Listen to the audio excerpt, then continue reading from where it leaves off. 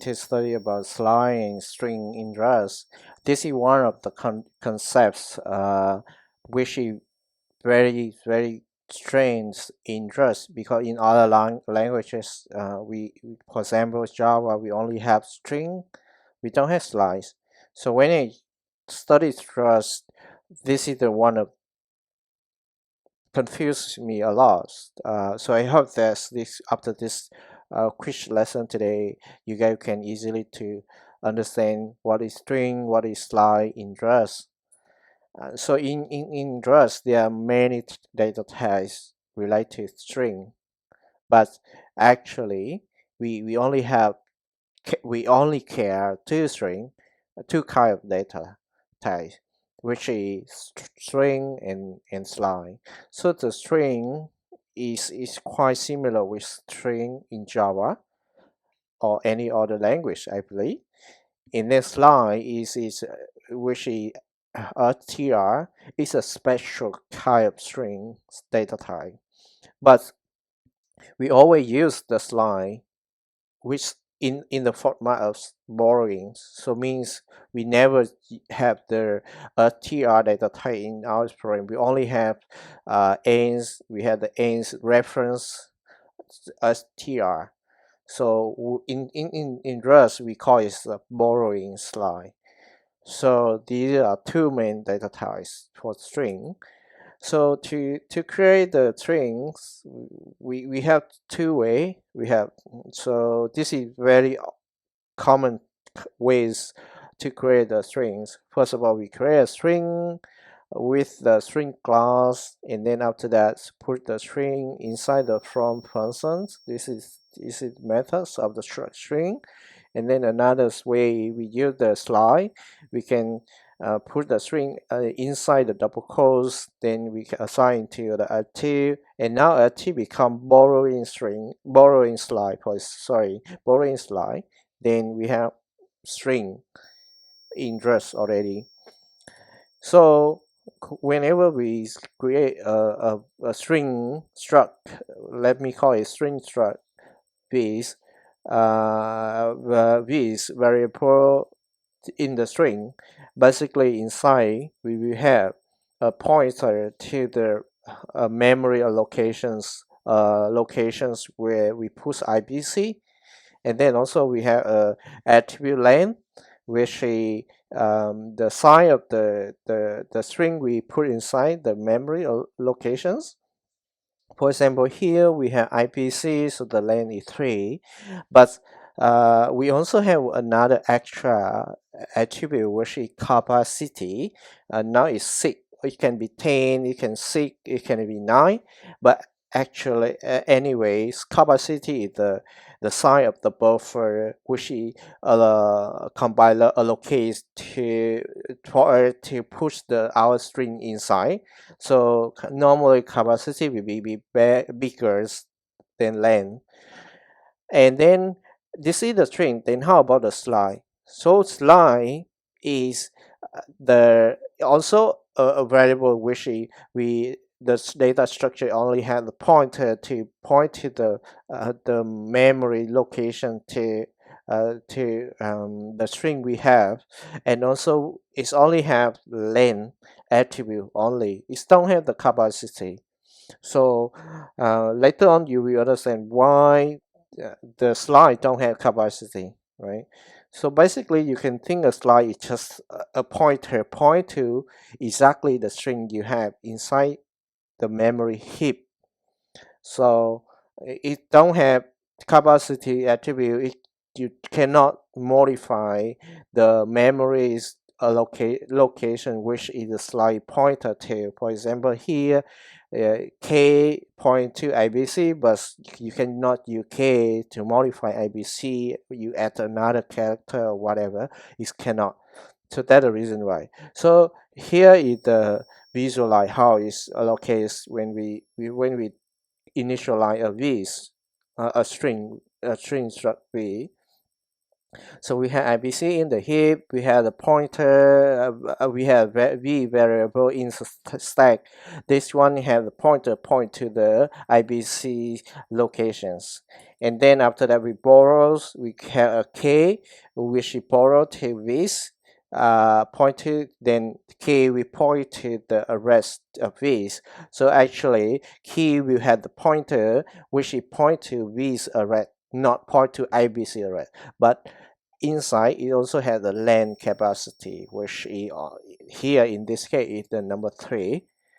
And then how about the slide? So whenever we define a slide, for example here is the x, y, yes. That's Raspberry compiler will think that's a constant string. So it's a constant string, so it's put inside the PSS location where it will the location memory will be stay there for the whole application lifetime.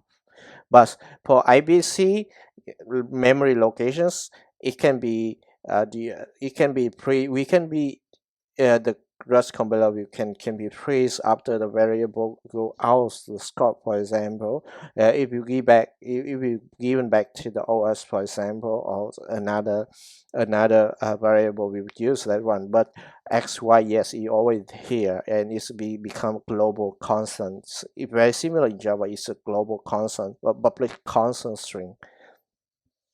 Sorry, it's a public static string in Java. And then we can borrow X, right? Yes, we can. We can. So whenever in this case, Y is we borrow X. So if we point to X, and then from X we point to X, Y, Z's.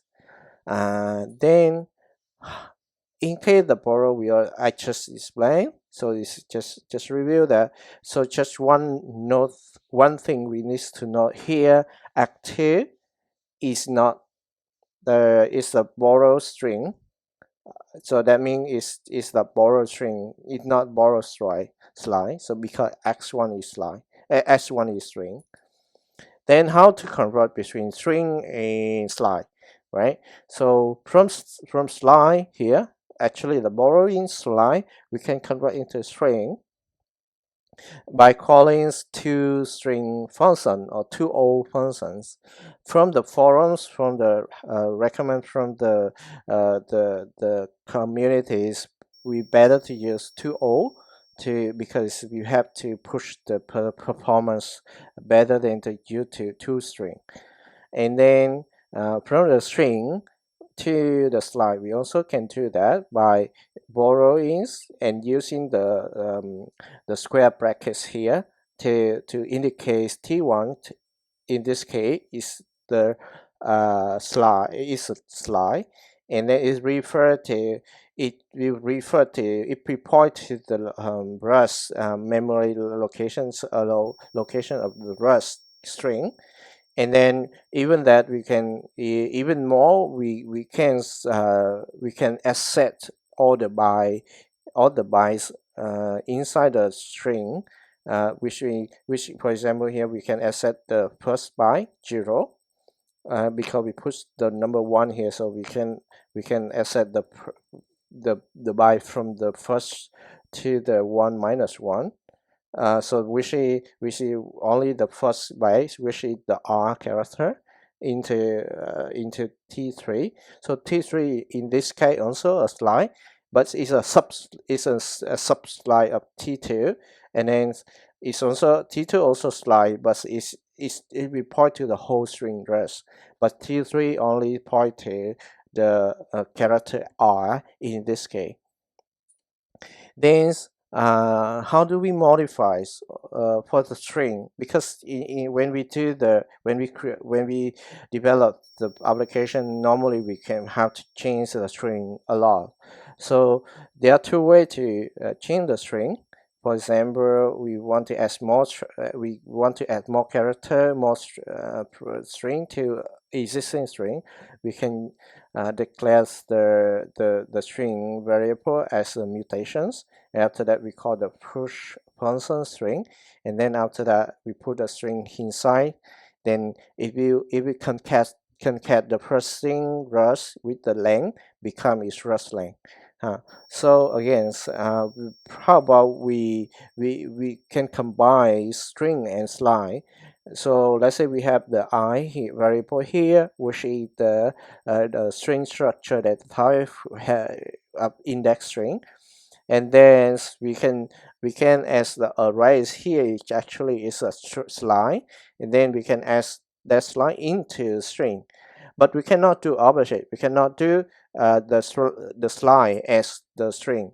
So the reason why, because the I here needs to be uh, the first one, because the compiler need to know that which we you need to identify the data type of the eyes here. So that the reason why you need to put inside the first one. So it indicates that I, a new I here will be the same data type with the old I, but it adds more string. One more string is a array. So we will create a new variable I, new I, which is the string have the value in index arrays. So yeah, that's it for slide and string. We need to know, this is very basis. We need to understand. So in the regarding string slides, people always say, always also talk about the how to we access the substring from the string. So this is the bonus exercise. So here we have two kind of string, which is Unicode string, and then another one is unicode string, which is the Chinese character. So each Chinese character here will represent by 3 bytes. So when we access by the square brackets, we cannot access as 3 bytes for the Chinese character, because the compiler will detect about that one. So it have to ask you, the compiler was very smart. It asks you to accept to the Unicode string, then it know that you one byte for one character, but for the Chinese character, it have to be 3 byte. So when you want to substring for Chinese characters, you need to accept 3 byte at a time, not 1 byte.